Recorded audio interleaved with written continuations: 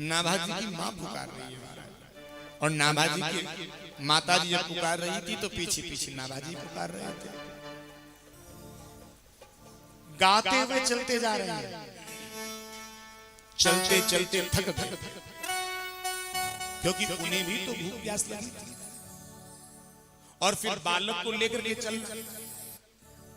आज नाभाजी की जो माता जी थी ये थक गई और नाभाजी की मां ने कहा बेटा अब गोदी में लेकर के मुझे चला नहीं जा रहा। एक पेड़ के नीचे देखा और वहां नाभा को उतार दिया।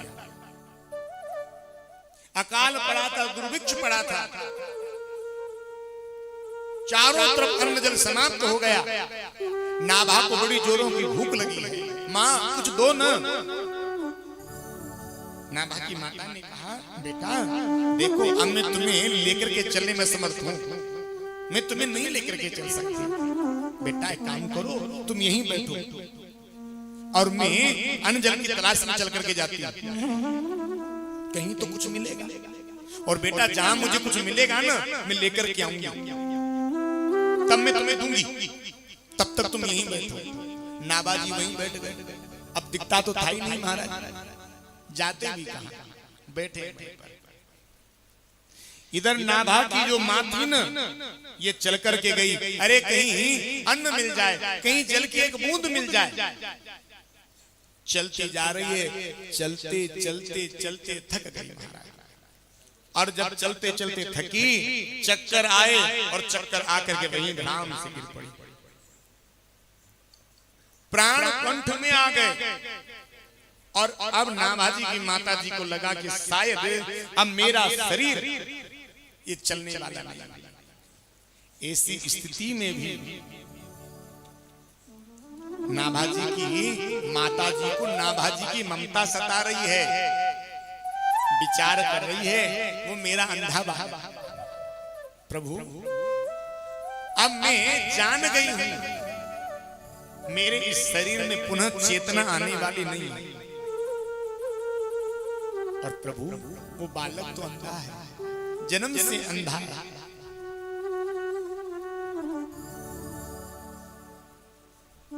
हे गोपीनाथ अपने अपने घर की सब काहू को पीर, तुम्हें पीर सब घरन की धन्य धन्य रघुवीर। नाभाजी की माताजी ने कहा हे मेरे गोपीनाथ, हे मेरे प्राण वल्लभ, अपने अपने घर की सब काहू को पीर, पर तुम्हें पीर सब घरन की धन्य धन्य रघुवीर। प्रभु हम तो इस बालक के पाप के माता पिता हैं, पर सच्चे असली माता पिता इस बालक के तुम ही हो। और असल में यह सच भी है, इस जीव के सच्चे माता पिता कौन है? भगवान ही तो हैं। लक्ष्मण जी की माता जी ने जब भगवान को वनवास हुआ, राम जी बन जाने लगे, जब सियाजी को पता चला, सियाजी जिद करने लगी मैं भी चलूंगी। अच्छा चलो। लखनलाल को पता चला, लखनलाल चल करके आ गए। राम जी ने लखन से कहा जाओ भैया माता जी से आज्ञा लेकर चल करके गए, प्रणाम किया। वो बात अलग है जो चर्चा हुई। आज लक्ष्मण जी की माता जी ने लखनलाल से कई बात कहा था, बेटा इस देही की माता तो मैं हूं, लेकिन तात तुम्हारी मात दे देही, लेकिन तुम्हारी असली मां मैं नहीं हूं बेटा, तुम्हारी सच्ची मां तो सीता है। पिता राम सौभात स्नेह, और तुम्हारे असली पिता राम हैं। तुम यहां क्यों आए हो? तुम्हें पीर सब घरन की धन्य धन्य रघुवीर। हम तो अपने घर का चिंतन करते हैं, हम तो अपने परिवार का सोचते हैं, हम तो अपना सोचते हैं, पर भगवान सबका सोचता है, उसे सबकी परवाह है। आज नाभाजी की माताजी ने कह दिया प्रभु अब मैं जान गई इस शरीर में पुनः चेतना आने वाली नहीं है और उस अंधे बालक को प्रभु मैं तेरे भरोसे छोड़ करके जा रही हूं। प्रभु अब तू जाने तेरो काम जाने। और इतना कहते कहते नाभादास जी की माताजी ने अपने शरीर को छोड़ दिया, अपने प्राण छोड़ दिए।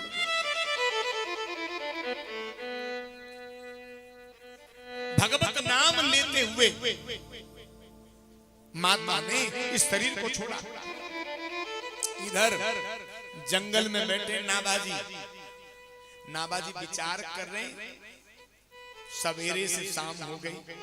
मैया कह करके गई थी मैं तुम्हारे लिए कुछ लेकर के आती हूँ। सांझ हो गई और अभी तक मैया नहीं आई और मुझे यहाँ निर्जन वन में बिठा दिया। अरे कहीं नगर में, कहीं बस्ती में, कहीं मोहल्ले में बिठा देती तो कम से कम मैं आवाज मार के किसी को बुला तो लेता। और नगर में बिठाती और मैं आवाज लगाता तो कोई न कोई मेरी रक्षा के लिए, मेरी मदद के लिए चलकर क्या जाता। अब इस निर्जन वन में कोई दिखाई भी तो नहीं देता, मैं किसे पुकारूं? नहीं, ये माता ने ठीक नहीं किया मेरे साथ। तुरंत भाव बदला।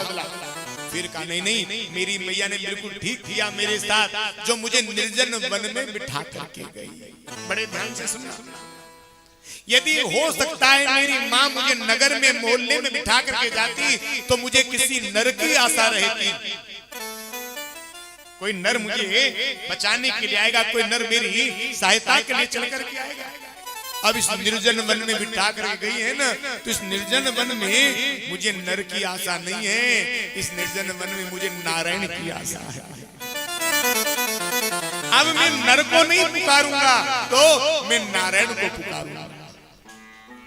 पहले किसने पुकारा था? माताजी ने पुकारा था। और अब श्री नाभादास जी महाराज पुकार रहे। नाभादास जी महाराज कह रहे हे दीन बंधु प्रभु नारायण, चरणों में मुझे ठिकाना दो,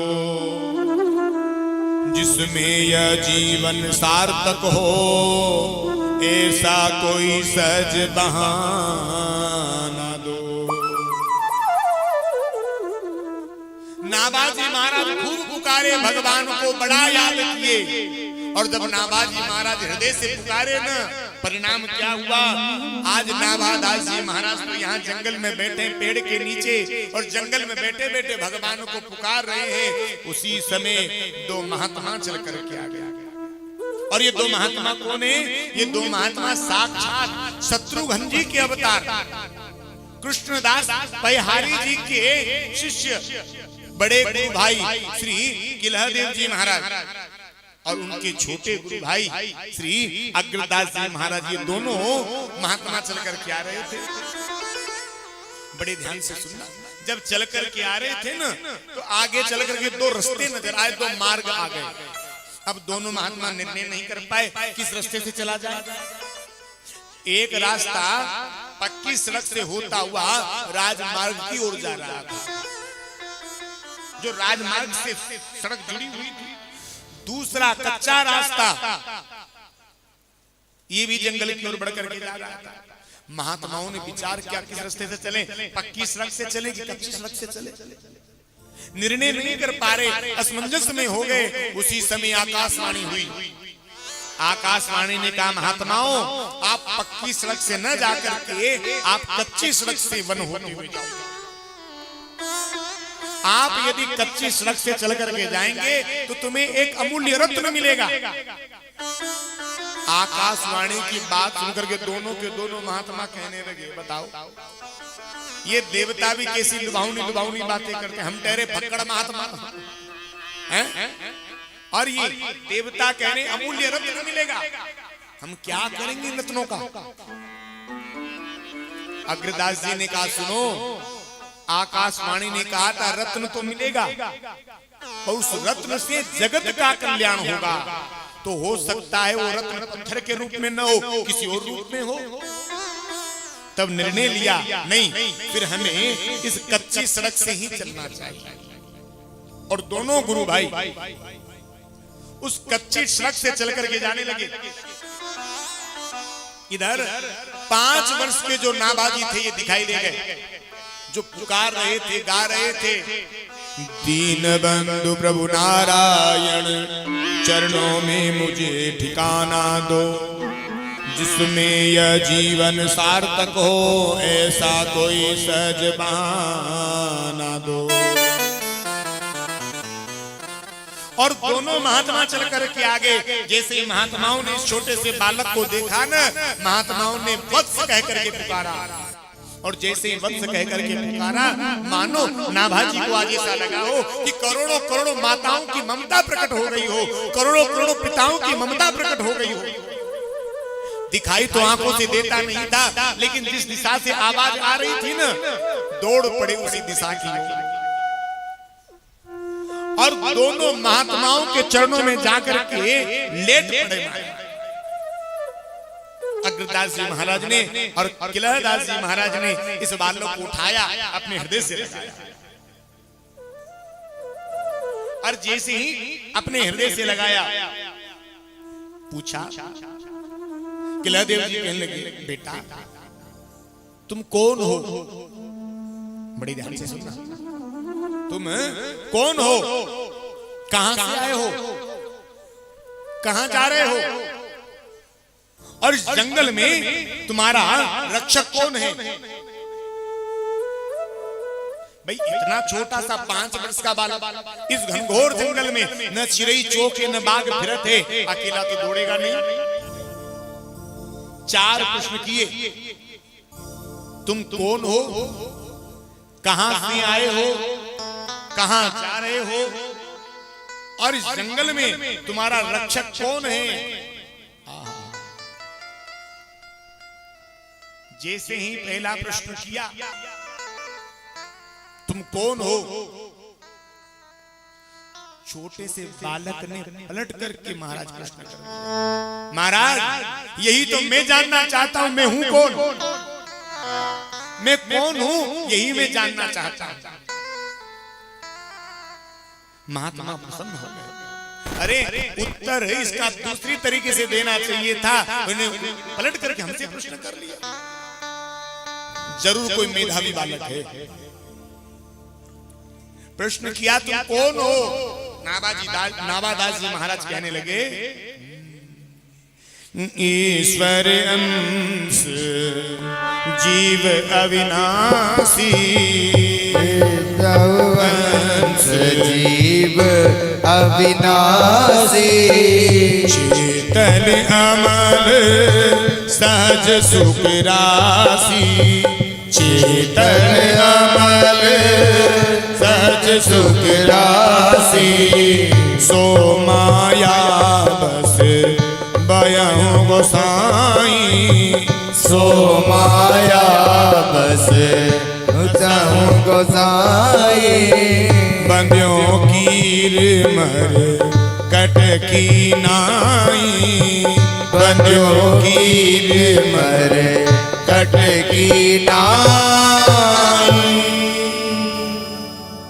ये जीव का असली परिचय है, बड़े ध्यान से सुनना। कौन हो? ये बालक कहने लगा, ईश्वर अंश जीव अविनाशी, मैं उसी परमात्मा का अंश हूं। ये असली परिचय है। दूसरा प्रश्न किया, कहां से आए हो? बड़ा प्यारा जवाब दिया महाराज, जहां से ये जीव यात्रा करते हुए आ रहे हैं ना, मैं भी वहीं से यात्रा करता हुआ आ रहा हूं, वहीं से मैं यात्रा करता हुआ आ रहा हूं।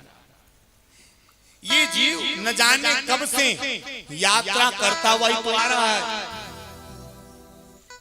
हमने कहा ना, ये जीवन भी एक यात्रा है। ये जीव भी न जाने कहां से यात्रा करता हुआ रहा है भैया। ये एक जन्म की कहानी नहीं है, एक जन्म की कहानी छोड़ो, न जाने कितने कितने जन्मों की कहानी है। आप और हम न जाने कहां कहां से, न जाने कितने वर्षों से यात्रा करते हुए आ रहे हैं। और यात्रा होती है किसमें? ट्रेन में। और ट्रेन का कोई ना कोई नाम होता है। जिस गाड़ी में हम बैठ करके चले हैं ना, इस गाड़ी का नाम है नर्तन एक्सप्रेस। कौन सी गाड़ी? नर्तन एक्सप्रेस। इस नर्तन एक्सप्रेस गाड़ी में बैठ कर हम चले जा रहे हैं। और साधक क्या कहता है? जीवन की गाड़ी